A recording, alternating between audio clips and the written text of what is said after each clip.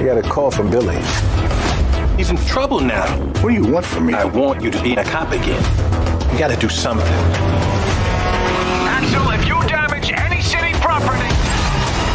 You're in a snowplow? Yeah, we in a damn snowplow. What's the problem? A lot of blind spots in the snowplow.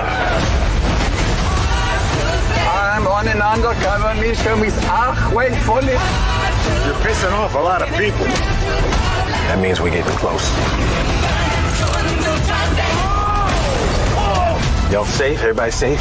There's no seatbelt in the middle. What the hell with the seatbelt? We're on the edge.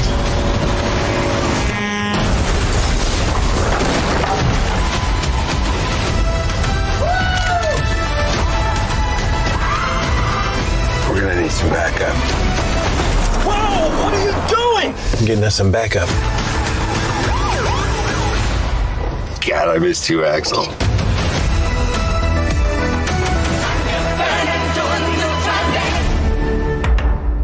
So, gentlemen, glad to see you. First off, first memory of Beverly Hills Cop. What stands out? I think I was in a movie theater in New York, probably bought my popcorn, went and sat with some strangers and, you know, watched it, loved it. I watched it with my older brother. I was too young. I was probably too young to watch it even after it had come out, but we watched it, you know, on TV, probably on like a Saturday afternoon with some cereal or something like that. But you know, my brother was a huge Eddie Murphy fan. Right. And do you have any older brothers or sisters? Brother, 1 year, 1 day older.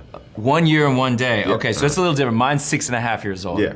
So when I looked up to my brother so much, that anything he liked took on this air of, you know, ultra coolness.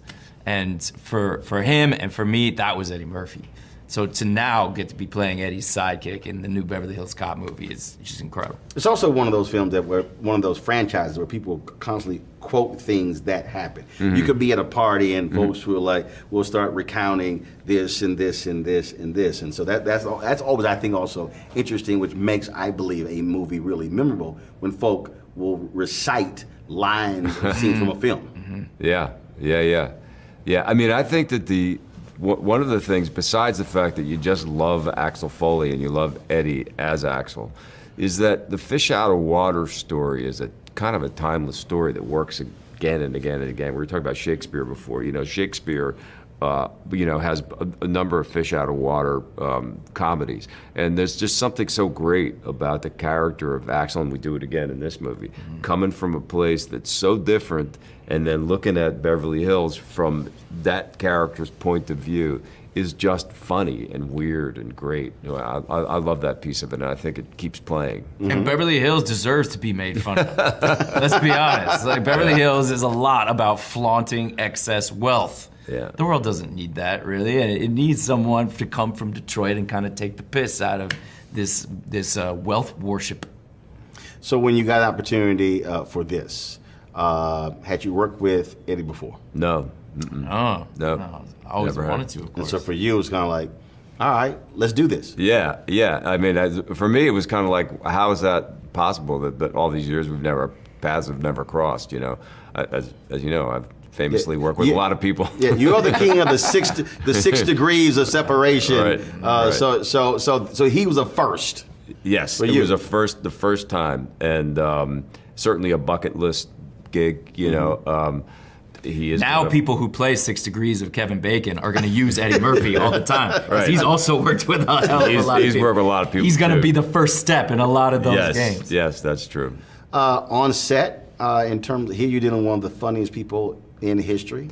He doesn't try to be funny though. You know, it's not like. But did you try to make him laugh? Oh, nah, not really. If you try to make him laugh, that's not the way to make Eddie laugh. In my experience, like, he'll laugh if you just tell him a real story from your real life. He'll find the humor in it. Got Right. it. For you, in terms of playing, you know, not so nice of a guy. That's the understatement.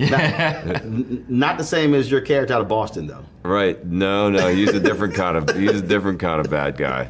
Yeah. Listen, I mean, I mean that's a pretty good example. I mean, people who are have questionable moral values. Sometimes I like to go there. You know, I don't know why I find myself in that situation, but to me, it's really about making them different. And if you look at those two guys, they're really cut from a different cloth. So that's what's fun for me. And of course, you're a different character, good guy here.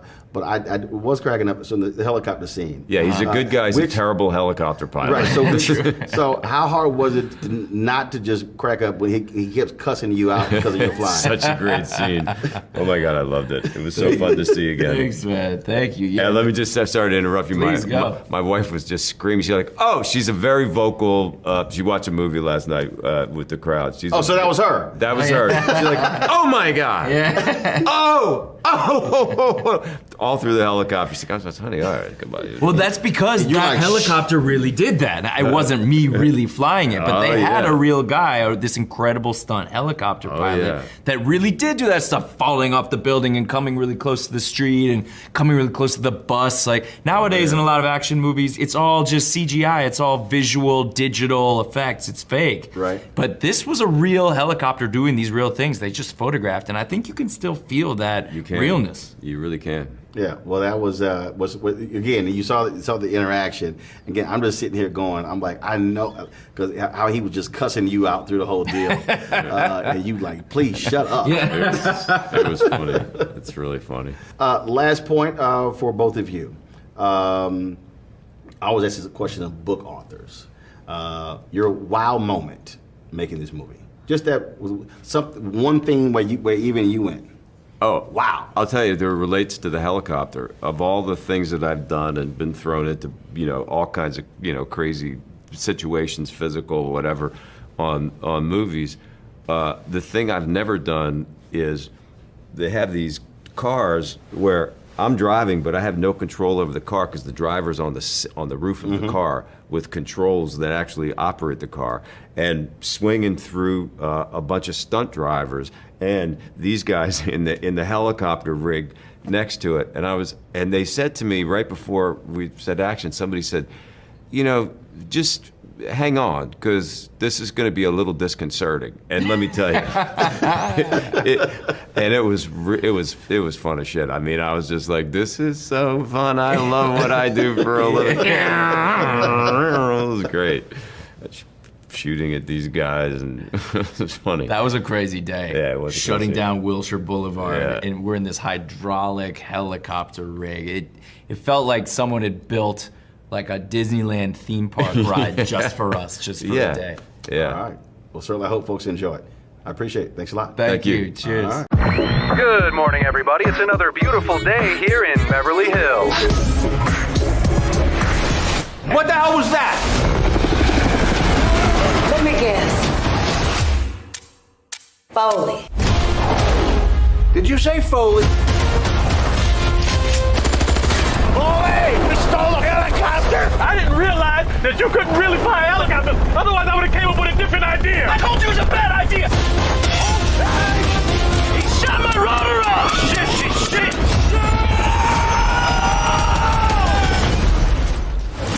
This is very embarrassing. Part of me rather get locked up than get put in this little Fisher-Price looking squad car. Y'all are the Lego cops. Jane, hey, this is your father. Before you hang up, I'm in town. I've been arrested. Hello? You sure y'all paying y'all's bills? Because this phone don't work.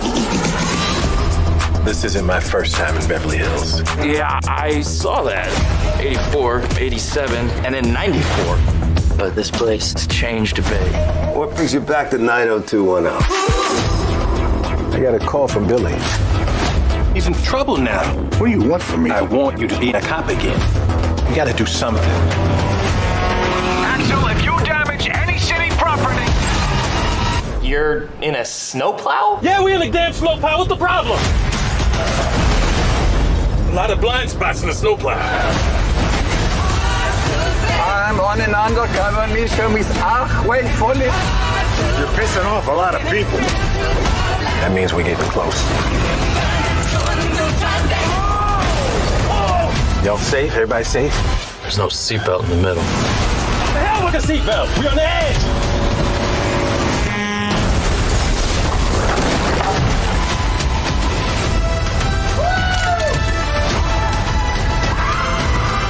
We're gonna need some backup. Whoa! What are you getting us some backup.